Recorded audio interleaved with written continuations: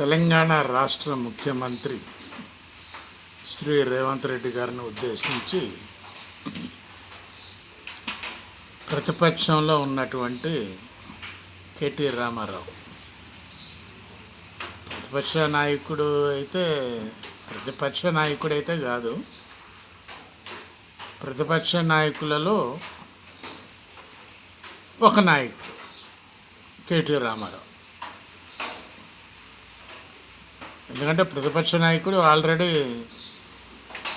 మాట్లాడలేకపోతున్నాడు, అసెంబ్లీకే రావటం లేదు. కాబట్టి ఈయననే ఉపనాయకుడు అని అంటానికి కూడా వీలు లేదేమో.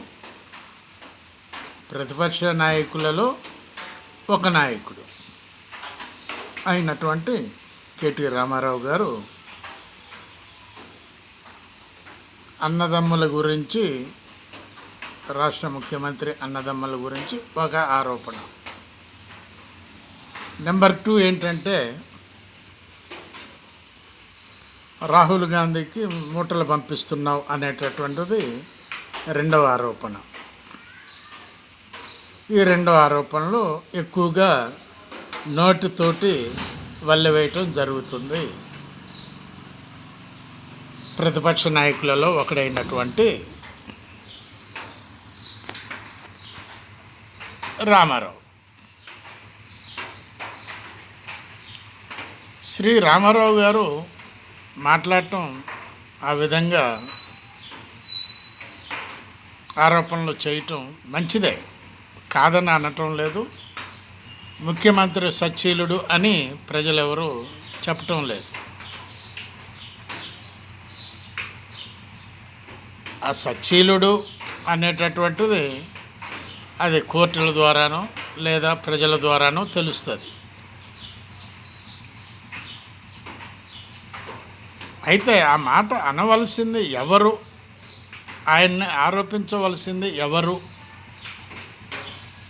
అనేటటువంటి దానిని పరిశీలిస్తే ఏ తప్పు చేయని వాడు మాత్రమే ఆ మాటలు, ఆ ఆరోపణలు చేయాలి.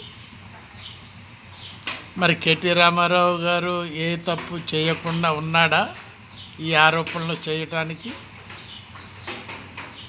అని అడుగుతున్నారు ప్రజలు. మెయిన్ ప్రజలు ఇక్కడ ఈ ఆన్సర్ గురించి ఎదురు చూస్తున్నారు. ఏ తప్పు చేయని వాడైతే ఈ ఆరోపణలు చేయాలి. మరి దానికి సిద్ధంగా ఉన్నాడా? ముఖ్యమంత్రి అయినటువంటి రేవంత్ రెడ్డి గారు 10 సంవత్సరాల ప్రభుత్వంలో ఉన్నటువంటి వాళ్ళను ఆరోపిస్తుంటే, తప్పుడు ఆరోపణలు అన్నీ చూపిస్తుంటే,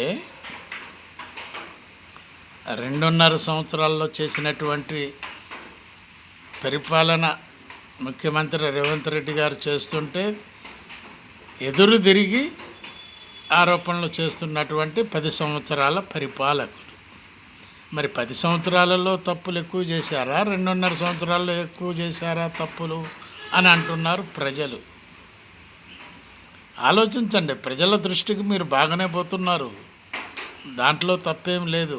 పోవాలి, ఎదుటి వాటిని క్వశ్చన్ చేయాలి, కడిగేయాలి.